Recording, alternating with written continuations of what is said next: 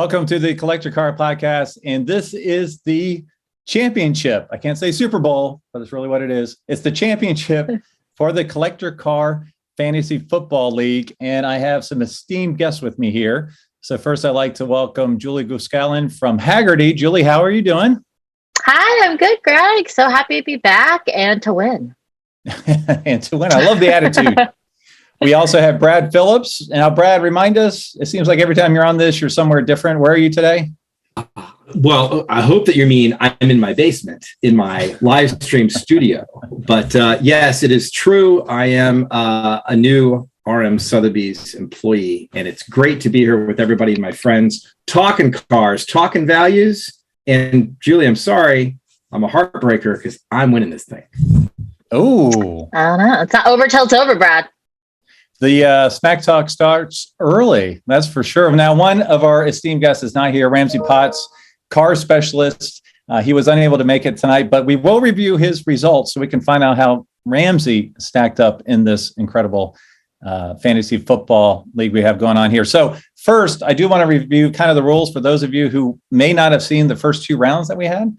So basically, this is just like fantasy football, but instead of picking 11 players for your fantasy football team, we're picking 11 cars for your fantasy garage. Now, it's just not any cars. We have to pick certain categories like you would football positions. So, this is my brilliant mind at work. And somehow I came up with this. All right. So the different categories are Italian Stallions, American Muscle, Rising Sun, German cars, future collectibles, rear and mid-engine cars, super hyper and insane cars. All right, Truman was alive, so basically that's pre-1946. Nintendo Gen, under $30,000. And finally, the 11th one is the Kardashian category. So what we've done My personal favorite. That's your favorite, Julie, of course. Yeah, so what we've done is we picked 11 cars each. We have a couple bench cars that we could sub in if one of our cars is not performing well. And basically, we use Hagerty's valuation tools to get the baseline, and then we would get the update when Hagerty released their valuation tools. That was round one. Then we had round two, which I believe round one, Julie, you were crushing it. You were absolutely crushing it. Round two, Brad made a tremendous comeback, and he was crushing it. So well done, Brad, in round two. And now it's time to see who is going to win the actual championship. Now, if you go back, you'll realize that Ramsey kind of had a misunderstanding of the rules.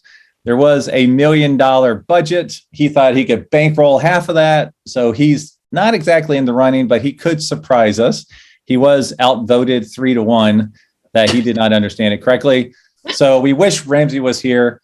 He's not boycotting because he did not agree with our judgment. So anyways, we'll see how Ramsey shakes out. But before we begin, I just thought I asked Julie, do you have any updates you'd like to share with the folks that are watching us now? Yeah, it's great to see everybody. I think we're in the midst of winter and all feeling it a little bit, except for, I guess, the West Coast people. But I'm excited because in a few weeks, we will be headed down to Amelia Island and to participate in the Amelia, which is now part of the Hagerty family of events. So we're really excited. We're going to kind of kick off with Friday festivities, including RM Sotheby's auction, as well as our tour. Then you get into Saturday, which is a fun car festival. We're going to have Concord de Lemons there and Radwood and a Cars and Community. And then we're also honoring Chip Ganassi, racing legend, Saturday evening. And then, of course, the formal Concours d'Elegance on Sunday. So really exciting stuff. And I hope to see many of you there. And I will be at Hagerty's Dawn Patrol. I missed it last year. I slept in till 5:15. Apparently that was too late. I should have been there at 5 or 4. I don't know what time I need to be. No, you got to set the alarm for 3. Oh, for 3. Well, I will say that is the best event ever, watching those amazing cars come onto the lawn, listen to them pass by, get set up. Get the nice donuts and coffee when that's set up. So I will definitely be there. So Brad, what's going on in your world? I'm guessing you will be at the Amelia as well. I will be. Absolutely. We've got a big sale that we're planning on down there. Obviously, it's going to be a lot of fun.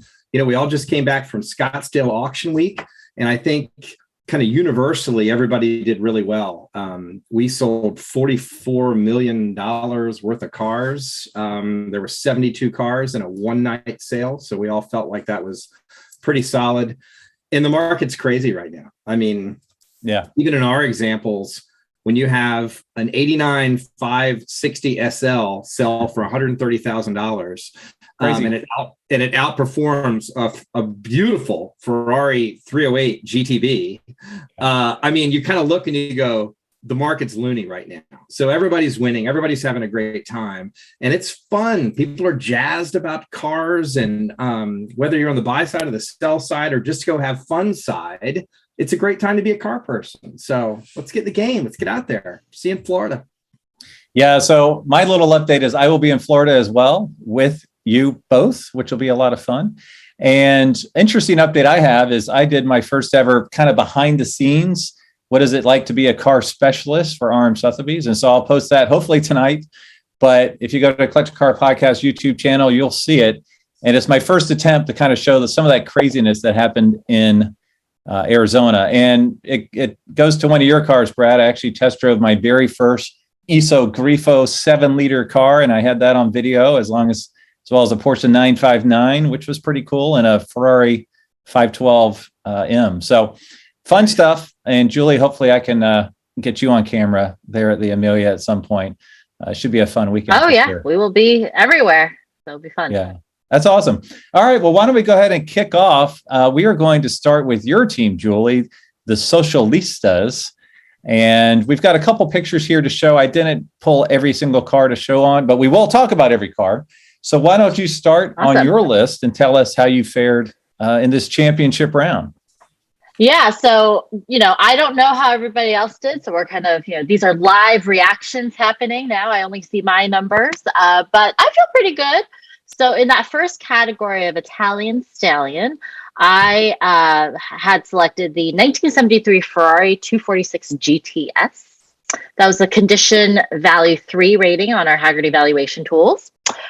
So the starting value from round 1, or from my very first pick, was $290,000.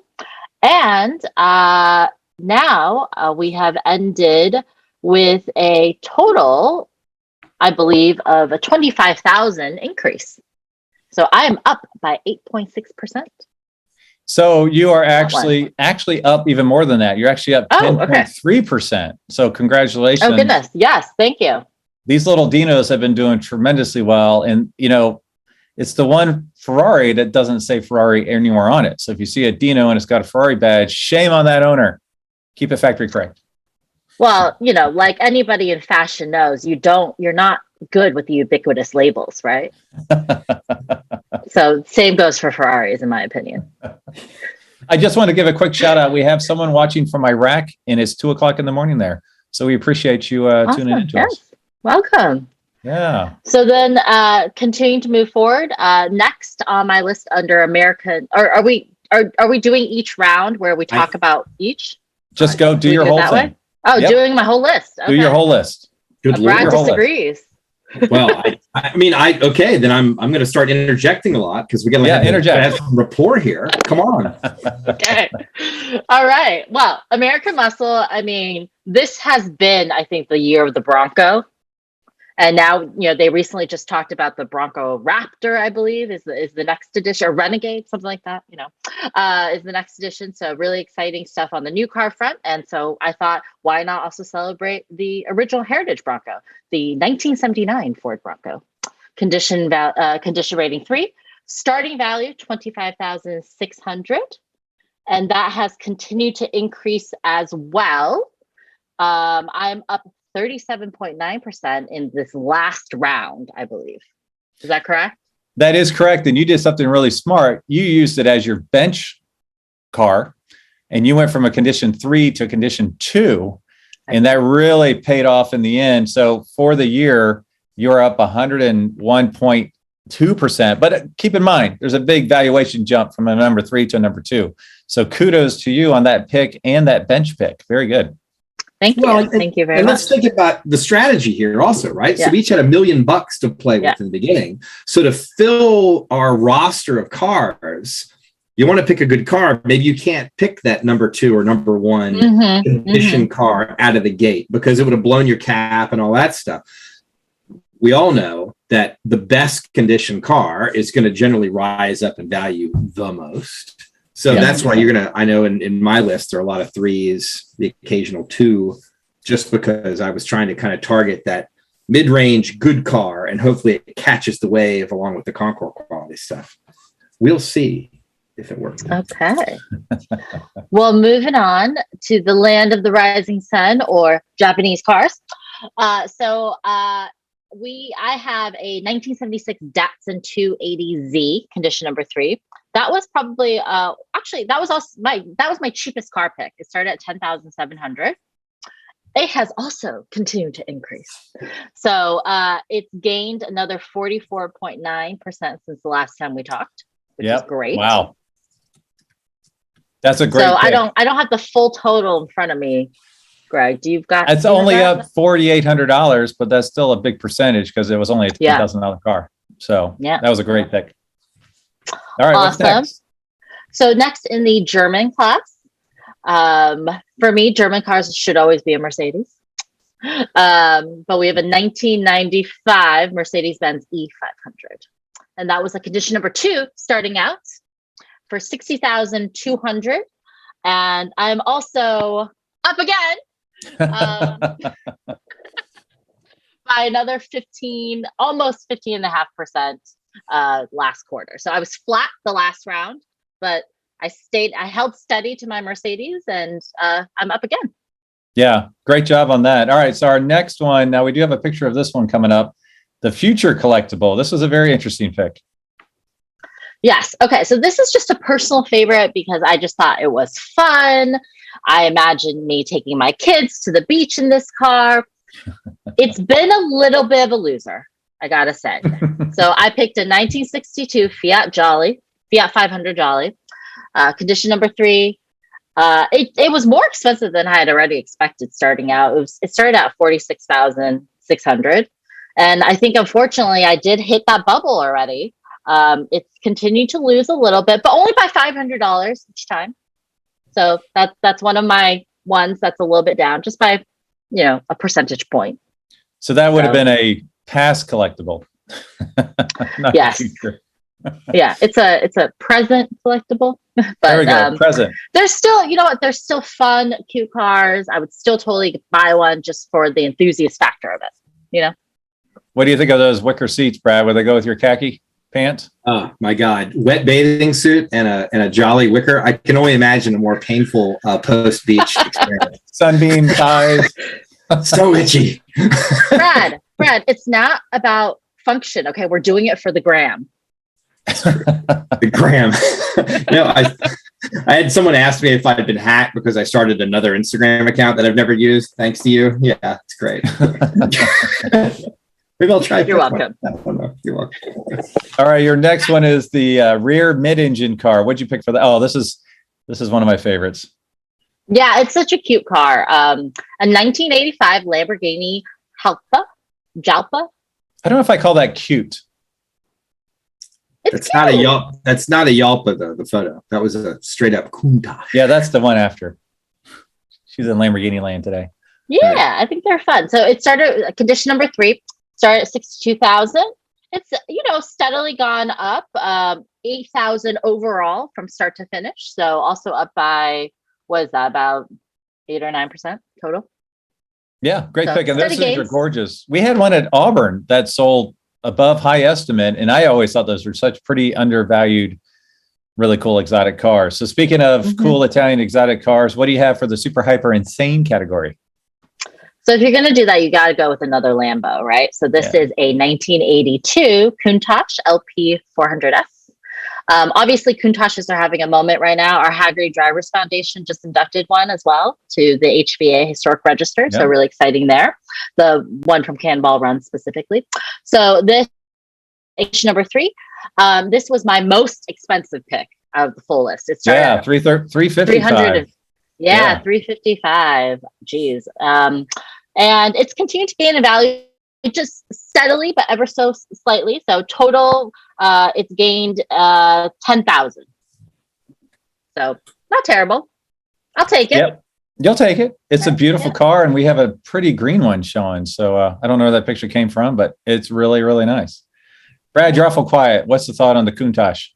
I'm just watching all these cars go by, and I'm remembering in the very first episode of this where we were naming cars that we wanted, and if someone else had already picked it, you had to go to your bench. And I remember Countach, this one, I went, yeah, that's my car. That's my poster child from everywhere back. There's somewhere back there's the Rod Cottle Countach picture, the black one with the gold wheels, you know. Oh, wow. Yep. I just think they're the most epic cars ever. And yes, they're incredibly uncomfortable. And unless it's freaking winter out, you're going to sweat to death in it and all that stuff. Don't care. I love those cars. So that was actually Julie really smoked me on that one there. I was really wanted to have now the early ones are great. You know, the 82 is cool. I like the downdraft cars, but we couldn't, it was too close. We couldn't do it. So that was actually the first supercar I ever saw in person was an 83 Countach, white with red interior. It had the spoiler, so I'm okay with the spoiler. It also had the aftermarket front spoiler, which I'm still torn on that. I'm not sure. So, I don't know if I've seen a front spoiler before. Maximum Country Club downforce. All right, that was Julie, like a Wall Street car, though, right? That thing had everything on it. Oh, that's right. Yeah. Mm-hmm. Had all the stuff on it. Okay.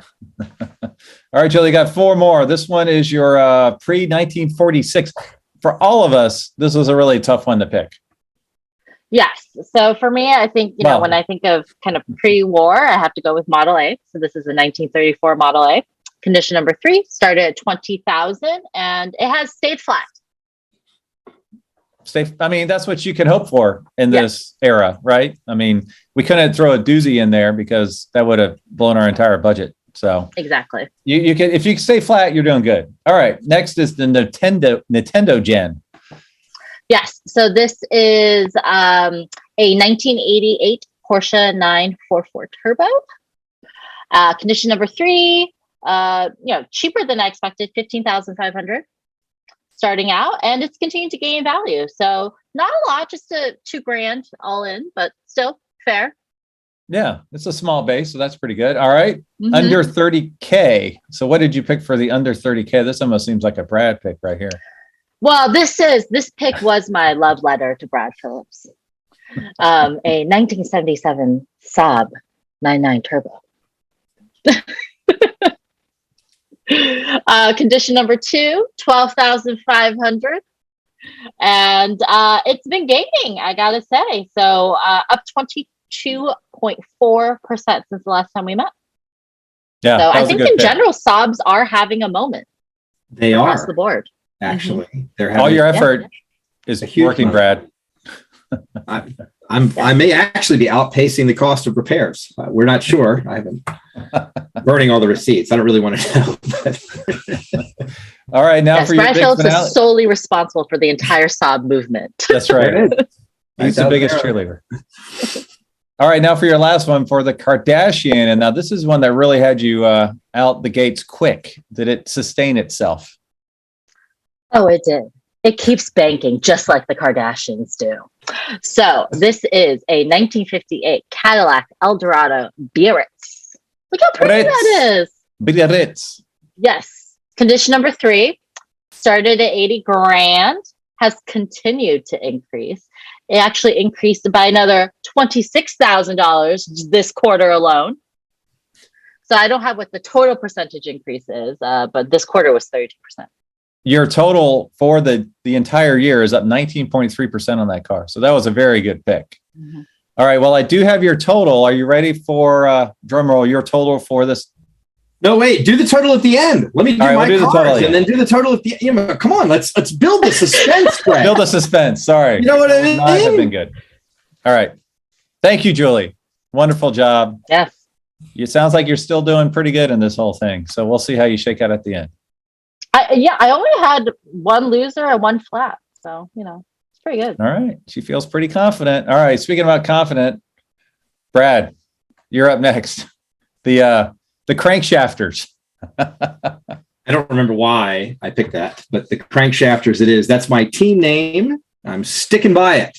So I want also to say, we talk a lot about these cars as values. It's money, it's investment, and all that stuff. But I tried my best to pick my cars, not only on that basis, but on what I think are fun and exciting and what enthusiasts want to get out there and do stuff with, right?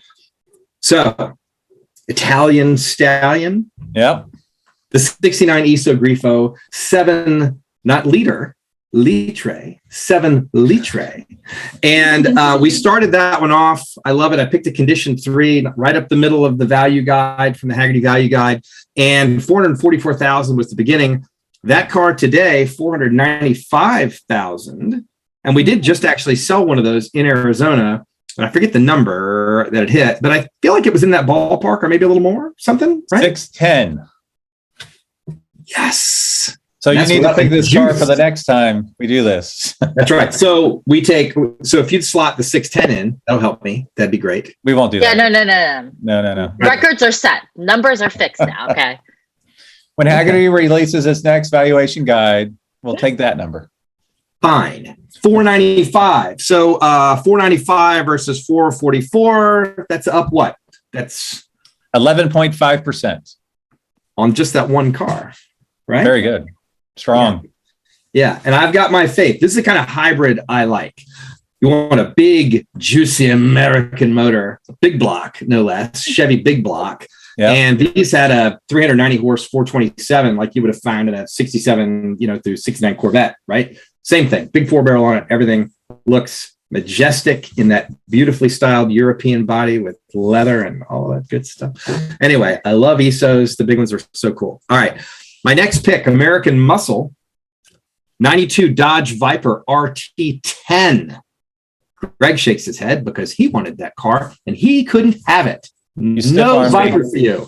You stiffed arm me. That was key. I was so excited about that one. And tell us why I was so excited about that one. Well, that started off a value of $33,300. Again, a value level tray. And it is now sitting at $89,600. I was wrong. 92 Vipers. This is the early side curtains, side pipes, sideways driving. It's got nothing on it that you can't handle it. So that's what everybody wants. Everybody wants a Viper that is absolutely uncontrollable. And even the later ones that were more refined, they're still basically uncontrollable, but they look cool. So anyway, I'm really glad of that one. That was a good one. And that went up. Whatever you do. A small caveat, though, you did upgrade this one from a 2 to a 1, so that is a little bit of that big increase, but still, you're right. Outstanding pick. You're right. I did. I went in and I found a little money later on and I changed my pick as my bench. I raised it up. So yes, 89.6 wasn't necessarily a 3 to a 3. It was a 3 to a 1. Still, outstanding pick. Still, thank you. Thank you both. Thank you both. I know you want to. If only I could upgrade my men like you upgrade your cars. I don't know. Rising Sun. Yeah, no, nobody's touching that one, Julie. Rising Sun. 1991 Toyota Land Cruiser. Everyone right now is talking about getting off and overlanding and doing cool stuff with cars that isn't necessarily on a paved road. So when you talk about a Land Cruiser like this, it's classic enough, but it's got air conditioning and it's dead nuts, reliable, all that good stuff. So I picked that. It was 20 grand, a number 2 condition car. So it went up a little bit in there. And then right now, today, it is at 26,100. Helps out. So not a monstrous amount of appreciation, but I will maintain that these Land Cruisers had already had a really big run before. The hockey stick, and I kind of caught the stick right around here, not down here. So fair enough. Okay, take it. German cars. And I don't know if we have, there it is. Thank you. I'm glad we have a photo of this because the 85 Mercedes 300 TD wagon, the Estate. Yes. I love these cars. This is like I've got to make a beer run in Nantucket, and this is the car you take. Love these things. They've gotten really popular, really expensive. These are no longer the realm of Craigslist. These nice examples of these. I think when I was at the Audrain Concours, there was a guy who had a gold one, and it looked just like that, except it was gold. It was gorgeous. And the guy parked next to me, and I talked to him like, oh, that's a really cool car. And he's like, yeah, I've had like 5 people offer to buy it in the last 20 minutes. So I'm like, okay, cool. You don't need me to validate you, apparently. That's fine. You have a sweet spot for wagons in general, I feel like. I do. I like a little caboose in my vehicles. I certainly do. Let's see. So that one, it was a number 3, $13,600, pretty reasonable. And it is skyrocketed to $19,700 for the same condition car. And I'll bet you, I didn't do this, but I'll bet if you go to a number 1 that they've outpaced the number 3s big time, because everybody wants one of these now that is low miles and cream puff and killer, and they're going like crazy. So if you find one of these things, feel free to accost them in your local supermarket parking lot. All right, next is the future collectible, right? Thank you. Yes, Greg. Future collectible. I had picked the 1988 Porsche 924S, which, due to some record-breaking sales over the past couple of years, 924Ss aren't really all that future collectible. People kind of know 924S is cool because it's got that narrow body of the 944, but all the 944 good stuff, the motor and the suspension and all that stuff. So you get really the best of both worlds there. And $8,500 for number 3 went up to $9,200. So a little gain, but I will still maintain it was probably already double the price or better from the previous year. Rear mid-engined.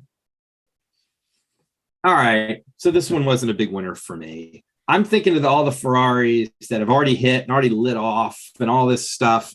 The Ferrari 348 is generally not loved and adored, right? But it's still cool. It's still a pretty neat car. I like it. I figure it's going to catch the wave and go up with everybody. Number 3 was $65,600. You can still pick one of those up for $70,300, which was the same number as last time.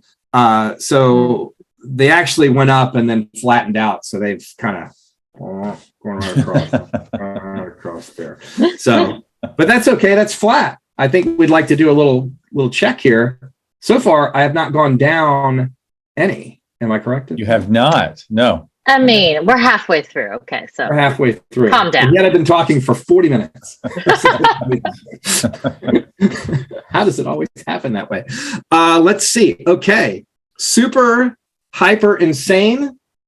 I remember a bit of debate on this because my version of super hyper insane, I got the biggest eye roll on the planet out of all of you on my 1977 Aston Martin Lagonda Series 2. Here it comes. Now, we let it slide because it's insane design, I guess. I was thinking more performance. You argued it was more about the insanity of what this thing actually turned out to be. I'm personally a fan of it visually. I don't know about mechanically, but pretty cool car. Look at the proboscis on that car. That is the most gorgeous thing ever, right? Short rear overhang, long hood. Oh, I love that car. So is there one that even exists in Concours condition, like where they actually had the parts or whatever? Yeah, absolutely. And, thanks to the, I think it was a tube radio array that made the instrument cluster work. They were DIY repairable if you've ever built an old 1950s television, as I understand it. Yeah, they're fun. And there's several of these out there that are Concours condition, and they're great. Costs a fortune to keep these things running, but that is also part of the magic. Let's see, number 2 condition car, $74,400, has gone all the way up to $81,800. Oh, wow. So they have gone up a little bit. People are starting to be more discerning about their love of these, and probably another 3 of them rusted into the ground. So the rest of them are worth a little bit more, right? The law of attrition is going to help throughout time. It's interesting that they appreciated just in the last valuation update. So something might be going on out there with Lagondas. Got to keep an eye out for that. I bought some of the. It was obviously because of this show. Right. It was obviously because of the show and Brad's enthusiasm. Yep. Yeah. Yep. Let's see. Truman was alive pre-war. Come on. 45 Willys Jeep CJ2A. Your iconic World War II battle-hardened machine. $27,400 would got you a number one condition, and it's up at 29,000. So flat from my last reporting, but up slightly from the very beginning. And I think, again, they're very collectible. They've gone up a whole bunch, and they're just kind of chilling out around there. So that's okay. Again, I'll take flat. Nothing's gone down. Nintendo Gen, I gotta say I was a little disappointed here, because Nintendo Gen, 90s, I picked a 95 BMW 850 CSI, V12, 6-speed manual, gorgeous cars. Love these cars. And I came out of the gate with a number one condition for $208,000, and I knew they were on the run. I'd been to enough shows where people were having them and people were starting to fall all over themselves for these cars. Well, I kind of thought they'd be $500,000. I mean, I really thought a number one condition car was going to double in value, and it hasn't yet, might still, but I'm now sitting at $220,000. They've just kind of ticked up just a little bit over the past year, and I've got it at 220. Although I will maintain, I've seen more of them. I've seen other ones sell for more than that, but one sale doth not a market make, as our friend Dave Kinney will say. Up almost 6%. That's not bad. Well, I think that's also part of the strategy is, if you start off at number one, you start off too high, you don't have as much of a ceiling to go, right? So. Sure, but I will maintain that the best conditioned cars of this are the ones you want, and I don't know. They also go down the fastest. Like think about AAR Cudas, and it's a risky bet. So well, there's a fashion to car collecting. It's not always about what was the best built or the fastest or production numbers. Sometimes people just like stuff because those people are talking about it. I gotta get one of those, and then it goes up. What are you gonna do? Right? You're right. All right, under 30K. Boo. And I don't get this one because Ramsey wanted this car and I picked it, and I should have let him have it. So 1968 Subaru 360. As a matter of fact, RM had sold one for an egregious amount of money at some sale. It knocked it out of the park. It was a really perfect one, and somebody had to have it. And I thought that meant they were going somewhere. This was going to be our new Fiat Jolly, and it was going to go crazy. Well, number three condition car, $29,800. Somehow today you can buy the same condition car for $23,800, according to the Hagerty price guide. So I feel it's a misprint, and I will probably file an injunction of sorts. You're going to throw a flag on the flag? Is that what I do? Is an injunction the right word? Throw a flag. So this is a loser. It's a loser, Julie. Yeah. Okay. $6,000. 20%. All Julie heard was loser.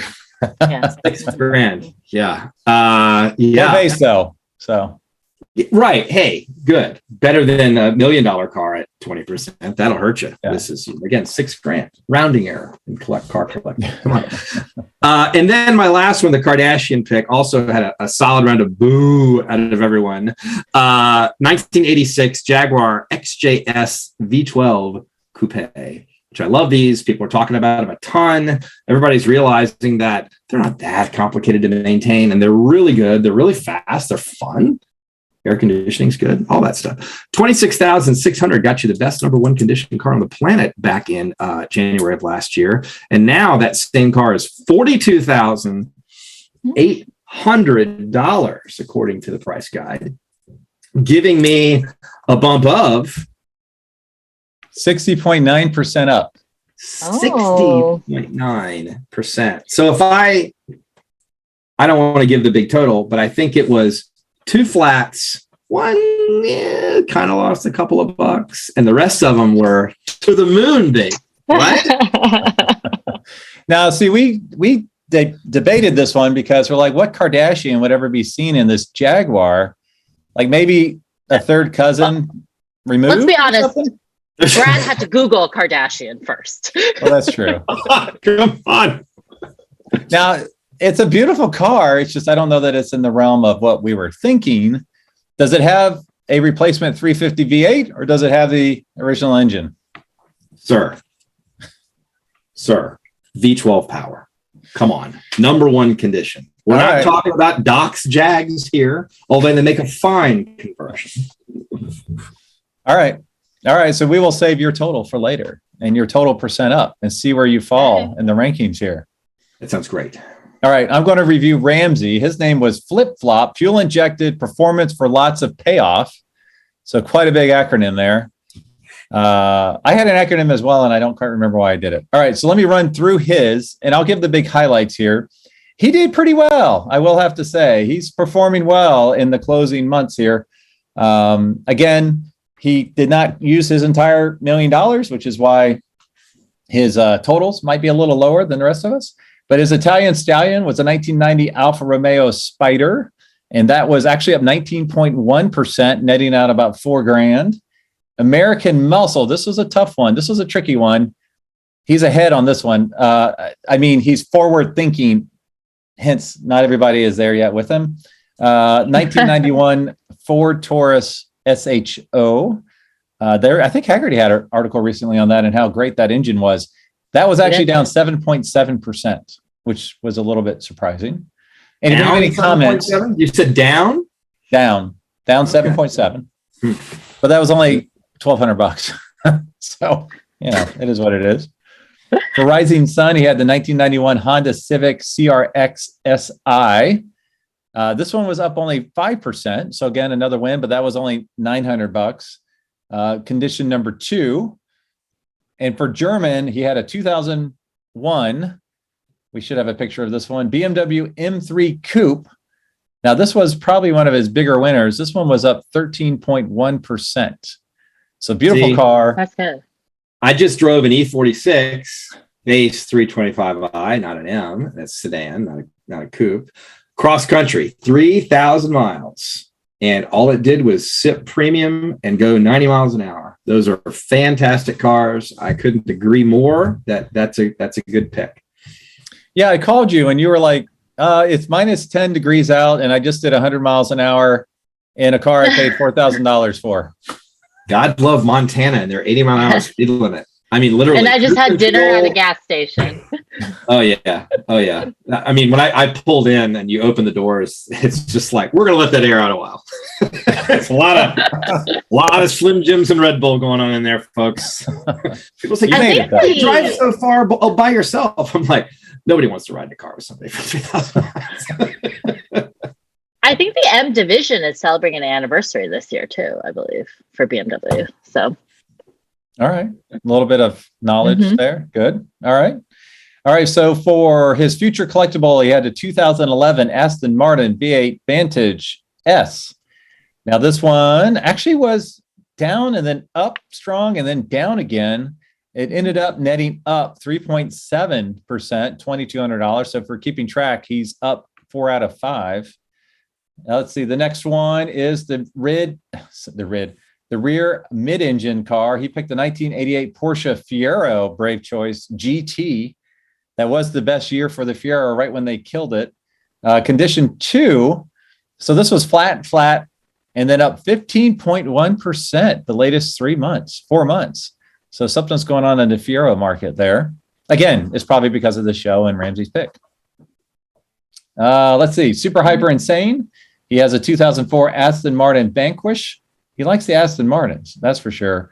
Flat, slightly up, slightly down. So he netted at only 1%, $700. So, it's up, but just a smidge. Then when pre-1948, when Truman was alive, 1935 Auburn SC Phaeton, flat, which is basically the best you can hope for in that era. So he was flat on that one. And then the Tendo Gen, the 1986 Mazda RX-7 Turbo, number 2 condition, up 32.4% initially, then flat, and then up 9.8%. So probably his biggest performer. Yes, it was 45.7% total, up $8,400. Oh wow! And then, yeah, that's a sleeper car right there. And then under 30K, we have the 1994 Porsche 968 Coupe, which he is probably currently driving as we speak, his own personal one. Condition 3, flat, then up 6.7%, and then flat again. So he's up $1,500. And then the last one in his Kardashian category, the 2006 Bentley Continental GT Coupe. You can really tell he likes the English cars by this list. Mhm. Number 2, up 2% on the first round, up 5.2% in the second round, but unfortunately down 2.8% the last round. So he netted up 4.2%, $1,700. So not a lot of big dollars. He's got some pretty decent percentages here. So out of the 11 picks, he only had 1 flat and 1 negative. So strong showing by Mr. Potts. I like those Bentleys, and I would love very it. much like those to crater further. Sorry, everyone that owns one, because I want a daily one of those things because they're so cool, and it is like driving a 4-wheel drive 600 and some horsepower country club down the road. It's just cool. I think it's Super one of the prettiest Bentleys ever made, definitely of the modern era. I think they're Yeah. gorgeous. That is definitely a visually Kardashian car. For sure. For sure. All right. So So I'm gonna be the last one here. My team was called A Block V Block. I think I was doing oblong V Block, like so it's different in the car. I don't know. Honestly, can't remember why I came up with that. All right, so we'll start with my Italian stallion, the 1990 Ferrari Testarossa, condition 3. That was flat at $105,000. Then went up 12.4%. And then it stayed there. So up 12.4%, up $13,000. I'm waiting for the applause. No? Man, it's a tough crowd. Well, only because I wanted, that was one of my big picks that I wanted somewhere in my spot out there, and you took it from me, which I never. You're welcome. The next one is a car I've been harping on for a while, the 1970 Plymouth Cuda AAR in the muscle car category. Condition 3, ironically, it was flat first round. Then it hit. Then it was up 19.9%. And then it was flat again. So I'm like, all right, I've kind of hit it. So that's up $11,800. That was pretty strong. Rising Sun, this is a big winner right here. 1966 Honda S600 convertible. It was flat at 25.3, then flat at 25.3. And the latest 4 months up 39.9%, up $10,100. I mean, that's a lot for a small little car like that. Any insights from the crew here? They're iconic. They're great. I'm proud they've come up in the market. They're really cool little cars. Absolutely. Problem is I can't fit in one. Yeah, Julie can. I can't. Julie, that's a car actually I could see you driving and having a ball in. Right? Oh, I could totally do that. Yeah. It's a great size car. You'd be just, whipping around just shops, in Greenwich. I could buy 2.5 of those with my Fiat Jolly money. So. Ooh, Fiat Jolly. Oh, she's throwing that stuff around. Yeah, I sat in one at Elkhart, our sale at Elkhart last year, and boy, I had a hard time getting out of it. Thankfully, no one had to help me. All right, so for my German car, I picked the 1972 Porsche 911S. Condition 3, 122. Ironically, that was flat all 3 rounds. So no growth on the 911S. That surprised me. They'd had a lot of growth already. They really have. Yeah, they have. My future collectible, I picked the 1996 Corvette Grand Sport convertible. Ideally, one of the 50 with red seats. Condition 3, 27.5. First round, it was up a little bit. Second round, it was flat. And third round, it was down just a hair. So I netted out at up 1.8%, $500. Not much. Rear mid engine, I picked the 1956 VW Carmen Ghia, condition 3. This one again surprised me. It was out of the gate quick, up 7.6%. Then it was down 6.6, and now it's flat. So I shook out another 1% at $300. So that was interesting. I thought those would kind of follow the Porsche trend line a little bit longer than they did. And then for Super Hyper Insane, this is the one that kind of rang the bell, the 2006 and the cover art for our live streaming event here. 2006 Ford GT, not the base edition, which isn't up that much, but the Heritage edition. I could only afford number 3 at $310,000. It was flat, and then up 38.7%. 120 grand up. Y'all look shocked. It's epic. I love it. Yeah. It's great. All right. You know, they pronounced it Heritaja, just so you know. I know a lot of people don't know. Hey, Do they also say Target? Brad? You know, you seem to have made a whole thing about insulting my general look and where I shop, Julie. So you should go to that fancy place. I love the way my lights in my office are now highlighting the thinning hair. I mean, I think this halo effect is really working for me, isn't it? All right, let's move on with that. The pre-Truman was a 1942 Lincoln Zephyr convertible. And like all of us, I think Brad was a big winner on this one. Everything I was flat the whole way. And you grew your Jeep a little bit, right, Brad? A little bit. And I wanted a Zephyr. I was angry. I wrote you letters. You send me mean emojis. The Zephyrs are super cool. And I still maintain that as a pre-war car, people are going to really start to get on board with those. That styling and that little V12 and all that stuff. It's an icon. It's a really cool car. I love it. Yeah, they're totally underappreciated right now. That's for sure. Yep.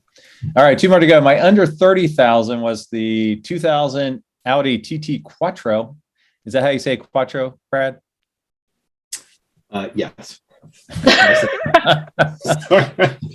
Condition have one. Heat up there. I apologize. 23.5 condition one. It went up 6%. It went up 7.7%. Then it went up 7.1%. Oh. So a little winner for me, up 22.8%. And then the Kardashian, I picked something that could hold the whole family, just about.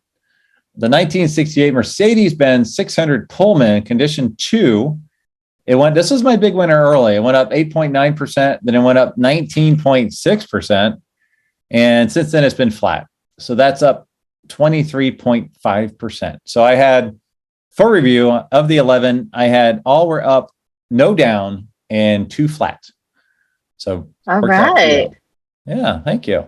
Nicely done. Nicely done. Yeah. Thank you. All right. Any more comments before we do the big reveal? I'd just like to thank everyone for playing, and I apologize for the information you are surely going to hear next. And I hope that you're not too disappointed in your picks. Where they ended.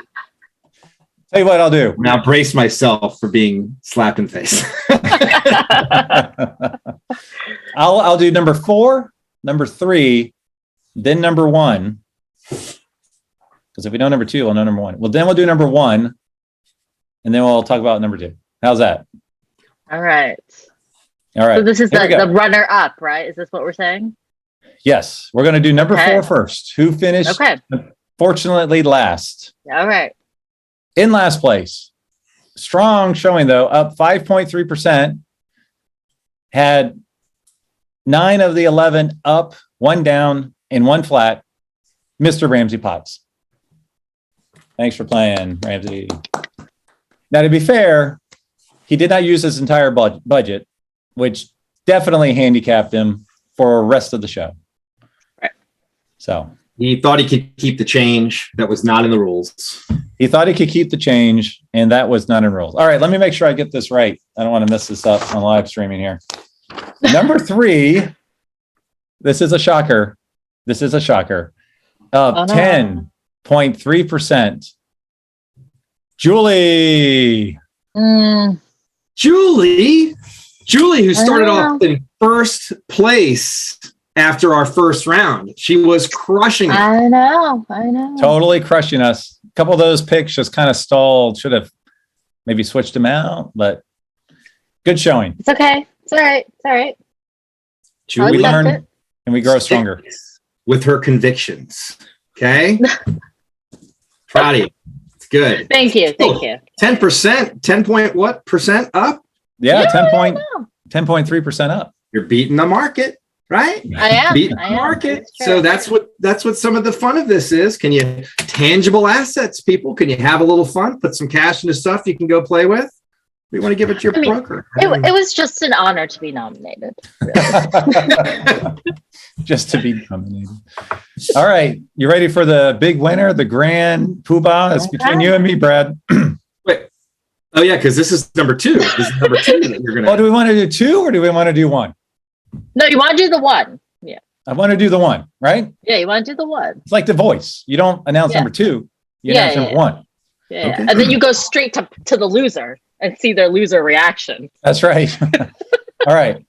So number 1, excuse me, up 23.5%, which equates, if we did this for reals, equates to $232,000 up in 1 year. You could buy a house with that. The winner of the Collector Car Fantasy Football first ever edition, this feels really weird, is me. Congratulations, Greg. Thank you. Boo! Boo! That was a surprise because I was like in How much laugh. did you win by? How much did you win by? Okay, so To really pour salt into the wound. Didn't you get my check? I don't understand what's happening here. it's all to the Ford Heritage. How'd you say it? Heritage? Heritage. Yes, the GG. I think I was in last place the last 2. Anyways, excuse me. So Brad, you finished up 16.4%, up $156,000. Not So terrible. I only beat you by 70 grand. That's jolly. pretty big. That's a big hit there. Big hit. So, Yeah. well, that was a lot of fun. You know, Nice job. Nice Yeah, job. You know what's good funny? I think in 4 rounds we were each in the lead a round. That's Yes. true. Yeah. We each got a win, you know? Yeah. I mean, Yeah. Ramsey was always a loser, but he's denying that right now. I can feel it. I can feel the mojo. he's always been the best. In fairness, he's always been the best dressed. He's throwing his fedora down right now in protest. That's right. That's right.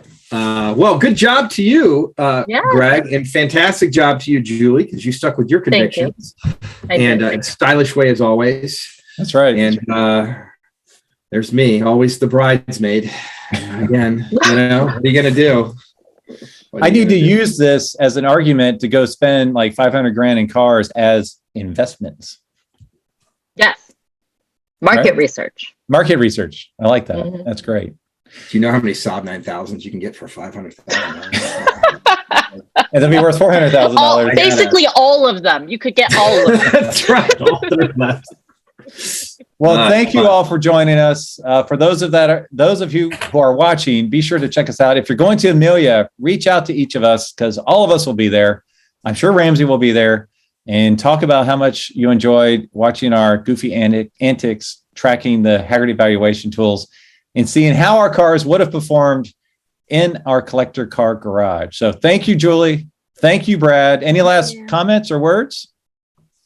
Julie, to you, please. To you, Julie. Oh, just, appreciate this. I thought this was really fun and looking forward to doing this again. And hopefully we can get all you viewers at home involved as well. We need to get everybody involved. I want to see some folks just totally crush us using that data. All right. Absolutely. Thanks all. I'll see you at Amelia. All right, guys. Thank you. Take care. Take care.